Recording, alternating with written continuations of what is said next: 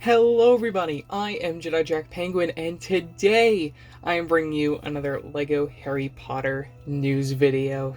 Yes, that's right, we're in December. LEGO hasn't revealed some things for January, yet we have official pictures of the LEGO Harry Potter March 2023 sets, and these look absolutely amazing. I am blown away with how the gimmick sets turned out for this wave. I was expecting not to really care for them, but I think the minifigure selection argues otherwise. So to start us off, at set number 76409, we have the Gryffindor House banner. This set will include 285 pieces, minifigures of Harry Potter, which I guess is fine, Neville Longbottom, which is also fine, but we have Angelina Johnson for the very first time in LEGO form. So pleased to finally get her. This set will be releasing March 1st, 2023 alongside all the rest of them that I'm going to be mentioning in this video, retailing for $34.99, which will be the same price for the other three banner sets. Now looking a little closer into this set when it comes to our minifigures, Harry looks like he's the same one that we actually got back in the 2020 Room of Requirement set.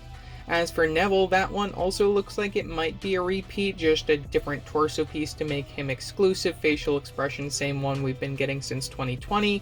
Looks like he's also holding the Sword of Gryffindor, which I guess is a nice inclusion in a cheaper set like this. And then when it comes to Angelina Johnson, we get her in sort of like a Quidditch outfit robe there, which I think is really nice, as well as maybe a brand new facial expression. Overall, very pleased to finally get her in the set. The one thing you're going to see me mention again later on in this video is the fact that we actually have the older broom piece being used in these pictures. It's really interesting to see that they brought this back after giving us a new design over the summer. It's just something that I thought I'd point out as something rather weird. Now when it comes to the build design, of course we have this sort of banner as what you would start out with, and then just like the Hogwarts Moment sets, you'll be able to unfold this to reveal a common room, which I think turned out alright. One new feature when it comes to these sets that I think is really interesting to see that LEGO decided to add is the fact that we now have sort of like this 3D lenticular background on all of these sets. This is used to show the illusion of movement, like the depth of the staircase, the trophy display, and one that I'm really pleased to see in here, the fact that the fire can change to show Sirius Black's face. I think that's a really nice inclusion. Also, when you spin to the very back of the model, you can see that we actually have this whole sort of like cardboard piece that is being used to create all of these different things, and also just gives a show of what a regular sort of Gryffindor common room would look like without all of the Legoing.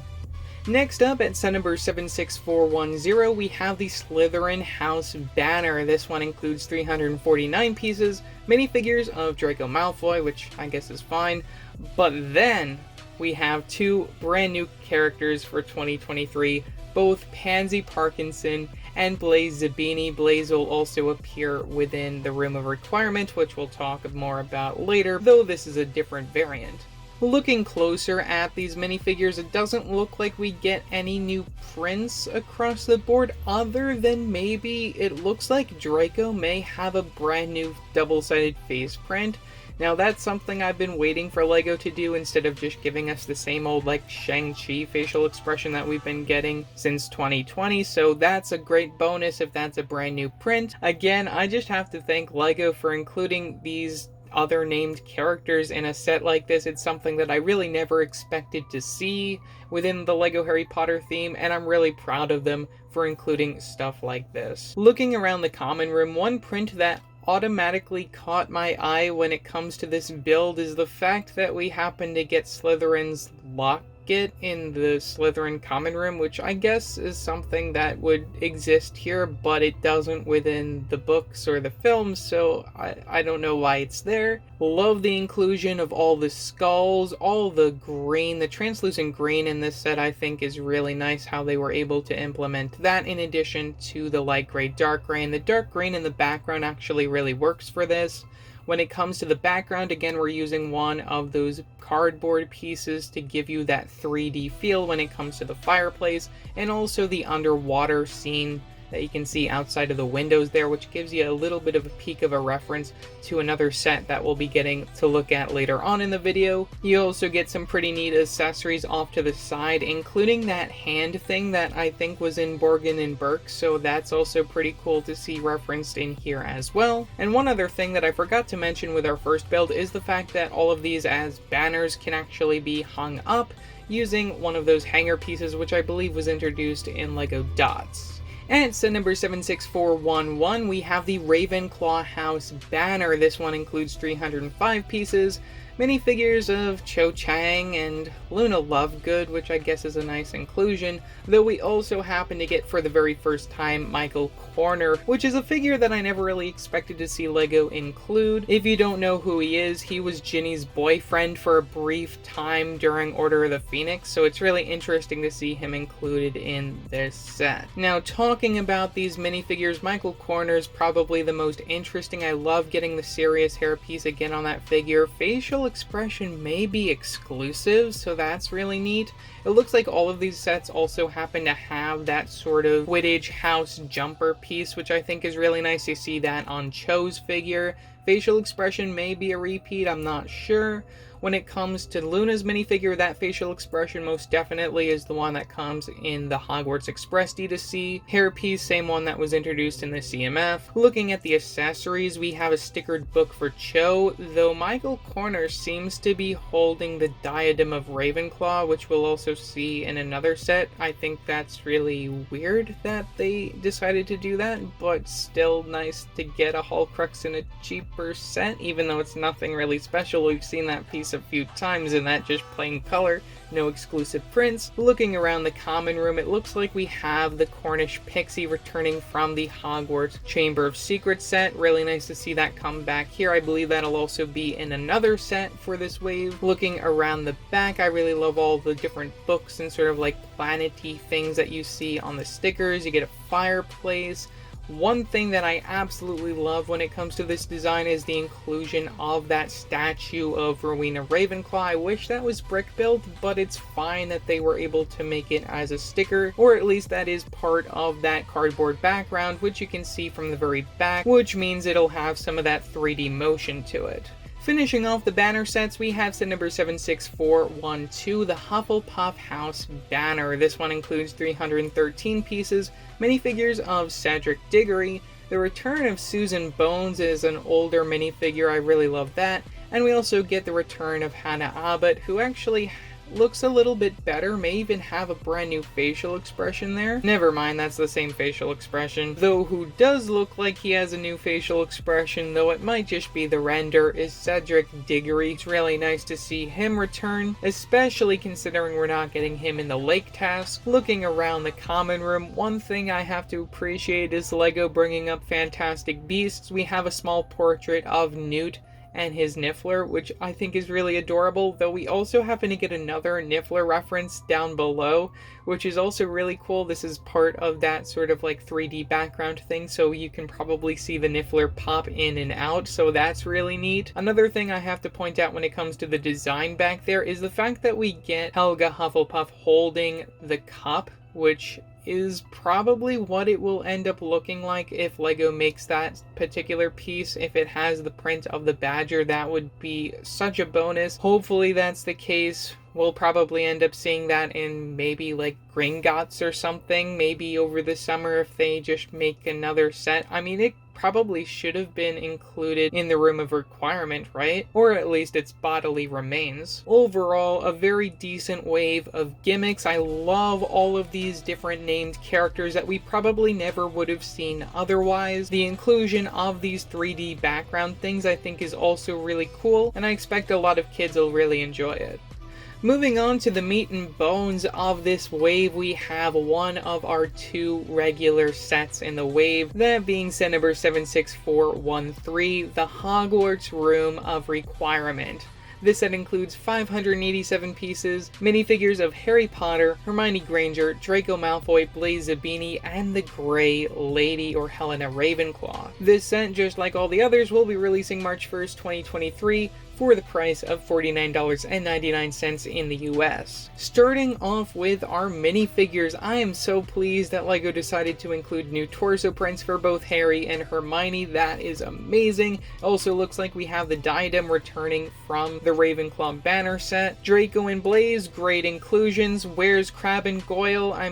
Or whoever was actually in this scene. I don't know. I guess they already died because you can see the snake is coming outside of the room and everybody's already outside of the room, even though we also happen to have clutter outside of the room in this picture that we have from LEGO. Really, the standout minifigure in this set, in my opinion, has to be the Grey Lady, which turned out exactly the way that I wanted her to be. She's gray like she's supposed to be, following the style that we saw for Myrtle in the 2022 Advent calendar. Hopefully LEGO stays consistent with the ghost designs because it was a little bothersome when they jumped around trying to do glow-in-the-dark stuff. Hopefully this shows that we'll see some more consistency in the future.